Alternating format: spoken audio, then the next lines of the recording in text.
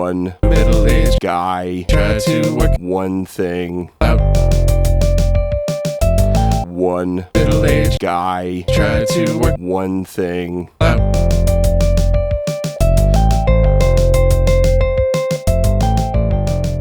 Hello, beloved listeners. It's me, Dave. And if you heard the theme song, you know it's just me today. Just one guy. And if you saw the thumbnail, which, by the way, if you didn't see the thumbnail, take a moment, stop. If you're driving the car, of course, please pull over and check out the thumbnail because it's pretty cool. If you're on a city bus, walk up to the bus driver, ask him to pull over and look at it with him. Maybe share a special moment with the city bus driver.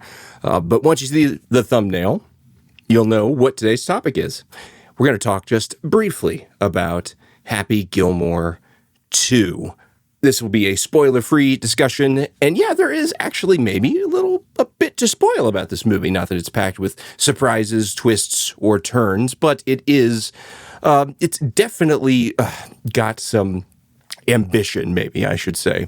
But let's just talk just a little bit about it.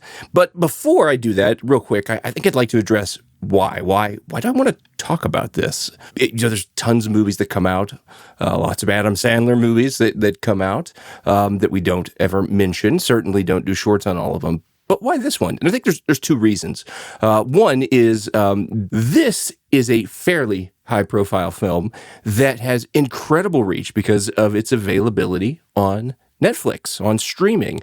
Netflix globally has over 300 million subscribers currently. That's a lot of households that it reaches. So everybody has access to this.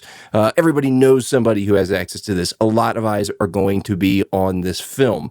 Much more, I think, than if it had played in a more traditional theatrical setting. And I will talk about that towards the end. But I just think its availability, you might want to know what you're getting into before you watch it, or should you even bother?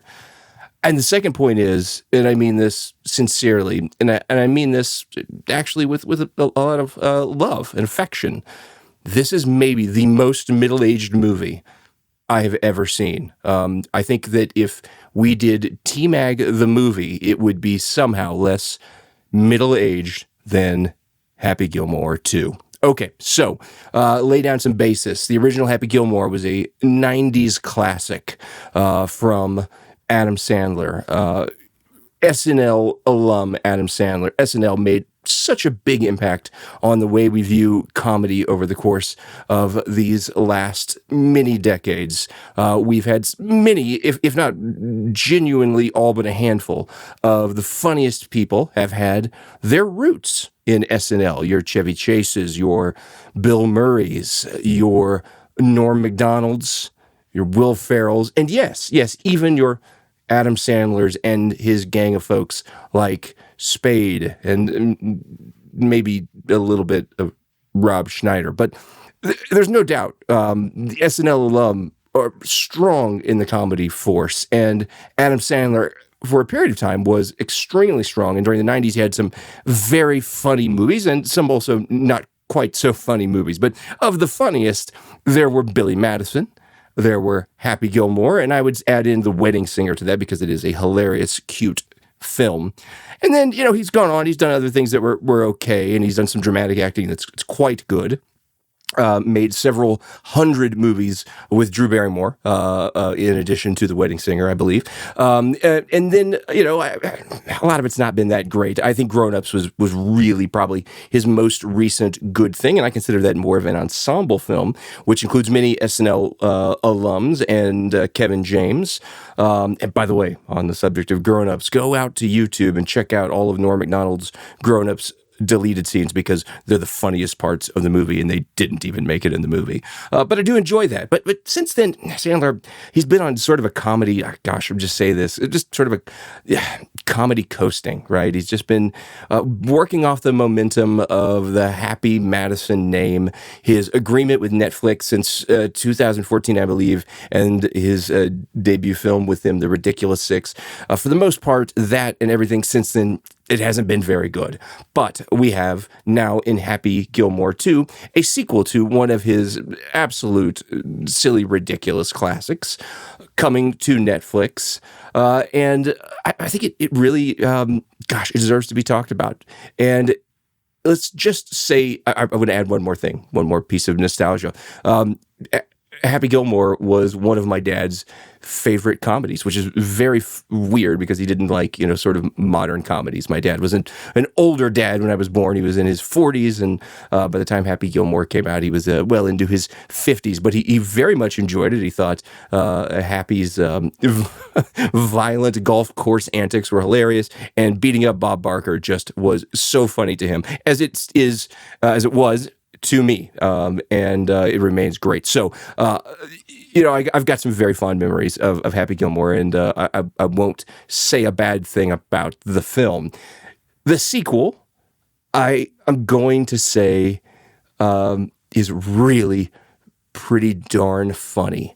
And the fact that you can access it without leaving your home and without most likely having to pay for it because you've already paid for your subscription, that's a good thing, and you should go check it out. And you should support Adam in this because he's actually put effort into this movie. And it should show that when he tries, he can still be very funny. Now, the film is like 80% callbacks and recycling of jokes that worked decades ago that, pretty much need just a little bit of a spin on them, and still, for the most part, kind of sort of work today. And there's also some new things too. And there's a lot of heart in the film, and it's surprisingly sweet. And there's a few twists and turns. And if you've read anything about it, and I say this without there being any spoilers, that the untimely passing of the great Carl Weathers did require them to redo the script in large part. In fact, I think what I read said they had to rewrite the script. So that did affect the direction that they took the story, but it still ended up in a great place. You're still going to see all of the classic characters that are alive. And if they're not alive, they find a way to bring in those same characters. If you remember the gag from Happy Gilmore, if you remember the character from Happy Gilmore, there's a pretty good chance you're going to see it rehashed, brought back. And it's probably still pretty funny, or at least funny enough for you to enjoy. So, spoiler free, check this out. Now, I think there's a question here that, if this was in the theaters, would I go spend, theater money on this? And the answer is I'd probably wait for streaming, particularly after the trailers, which I don't think are very good and don't do the movie justice.